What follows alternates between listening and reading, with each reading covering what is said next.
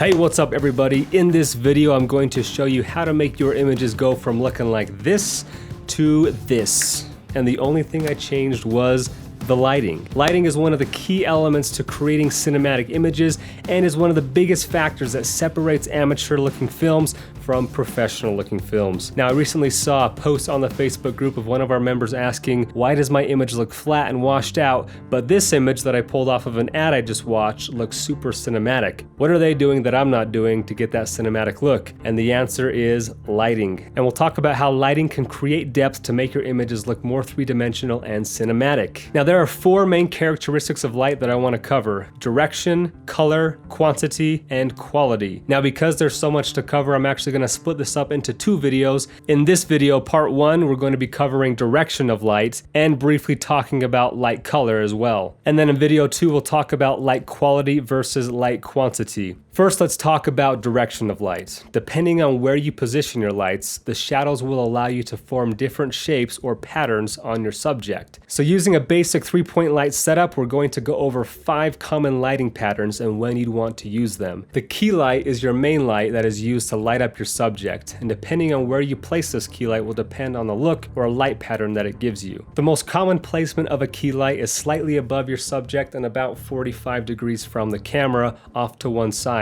And the reason for this is because it creates shadows on the face, making your subject appear more three-dimensional and thus creating depth to your image. And as we talk about a lot in this course, creating depth is what helps images feel more cinematic and pop out from the screen. Be careful though, not all shadows are good. If you place your light too high, you'll start creating raccoon eyes on your subject. This generally isn't a very flattering look, and it kind of resembles shooting at noonday, which isn't the prettiest lighting to shoot in. But you also don't want to put the light too low, first of all, because light sources don't naturally come from below us, so it doesn't look very natural, but also because it gives you that flashlight around the campfire look that tends to be more of a spooky, scary feel. Plus, it highlights areas that aren't super flattering, like underneath the chin, the nostrils, the eyebrow ridge. So by having the light slightly above your subject, you create a nice drop shadow.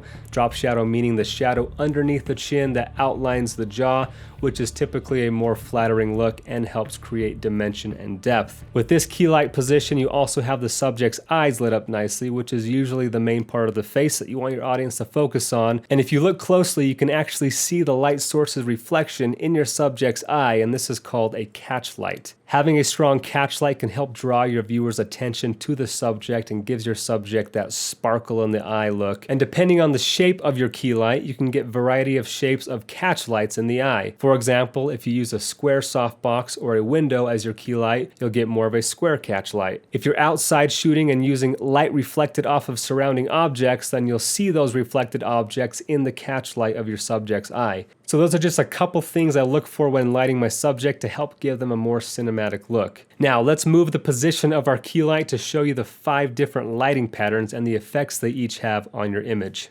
As we move the key light directly in front of our subject, we get an even flat look to our image, and this is called flat lighting. Flat lighting on the face will mean that your subject is well lit and you are unable to see any shadows along their face. This will give you the least dramatic look out of the 5 lighting patterns that we'll be talking about, and is often used for a more light-hearted setting like commercials or beauty shots that allow you to see every detail of the skin. This look doesn't give a lot of dimension or depth to your subject though, so isn't necessarily looked at as a more cinematic or dramatic option. Now, if we keep the light in the same spot but just raise it up slightly from the flat lighting position, we get what is called the Paramount or butterfly lighting. Paramount refers to Paramount Pictures, who used this as their signature lighting style when it came to shooting their leading actresses. And the word butterfly refers to the little shadow under the nose that the lighting position creates, and is shaped kind of like a butterfly.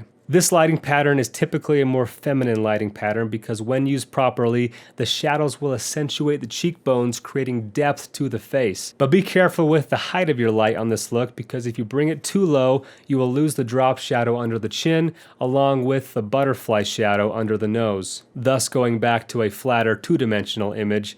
And if you raise it too high, the eyebrow ridge will cover up your eyes, giving you raccoon eyes, and your butterfly shadow will start to crawl onto the lip, making for a weird, unwanted shadow on your mouth. But let's now move the light slightly to the side and you'll start to see that butterfly shadow turn into a side nose shadow. This lighting pattern is referred to as loop lighting because the nose shadow creates the shape of a loop on the cheek. And this lighting pattern is generally used on rounder faces as the shadows it creates helps the face seem slimmer and longer. And as we continue to move the light farther to the side, about 45 degrees from our camera, that nose shadow connects with the cheek shadow, creating the lighting pattern Rembrandt Lighting. Rembrandt lighting gets its name from a Dutch painter named Rembrandt, who used this lighting pattern for many of his paintings, and this lighting pattern is known for creating a triangle of light on the cheek subject and is probably the most popular lighting pattern used in Hollywood films as it creates a dramatic, cinematic, three-dimensional depth to the subject's face. Now with Rembrandt lighting, depending on where you position your camera, you can get different looks as well. If you position your camera on the broader side of your subject, this is called broad light. And if you position your camera on the darker side of your subject, this is called short light or the dark side. And it's most common in cinema to shoot on the short or dark side as it creates more drama and depth. Now let's move our key light 90 degrees or completely to the side of our subjects and you'll see the entire side of the face become shadowed. This is called split lighting because it splits the face in half, and this lighting pattern is used to create an even more dramatic look and is also popular in Hollywood films, especially during scenes that are meant to be super dramatic. And where Paramount Lighting is typically used to create a more feminine look, split lighting tends to make subjects look tougher and more masculine. So as you can see, just with the positioning of our one key light, we can create a wide range of looks and feels to our image. Let's now look at our second light of the 3-point light setup, and that is the backlight, or rim light, or hair light. Backlight because the light lights up the back, or if it's slightly higher, it becomes more of a hair light, or if it's more to the side, a rim light. Backlight, as we talk about in the natural lighting video, is commonly used during golden hour when the sun is low in the horizon and starting to set. So by using a backlight, we are replicating that golden hour look. Sources of backlight can oftentimes be practical lights as well, like a window or a lamp or anything in the background that looks natural to help light up the back of your subject. The purpose of backlight or rim light is to create a halo or rim around the outline of your subject. In my setup for this tutorial, I have the backlight positioned about 4 feet above me and pretty much directly behind me. So you can also play with the exact positioning of this light to create slightly different looks. Our third light in our 3-point light setup is the fill light. As the name states, the fill light fills in light, usually on the opposite side of your key light, making your shadows less dramatic. Depending on the mood of your story and or scene, you can choose to use a little or a lot of this fill light. The more fill light you use, the less contrast your image will have, and this is referred to as high key lighting, which is used more in comedies, romances, sitcoms, commercials, beauty shots, etc. It gives a more lighthearted, less dramatic look, whereas when you have less fill light, it creates more contrast, and this is referred to as low key lighting, and is used in more dramatic scenarios and is generally looked at as more cinematic due to the added depth it gives your subject. Now, I rarely use fill light for my setups, but rather I just have my soft key light and the backlight, and if I need any fill, then I use my 5-in-1 reflector. So there you have it. Those are the 3 main lights in a basic 3-point light setup and some of the light patterns that can be created. Be careful though, unless you're going for a pitch black background look, you'll want to make sure you have some light on your background to give your audience some context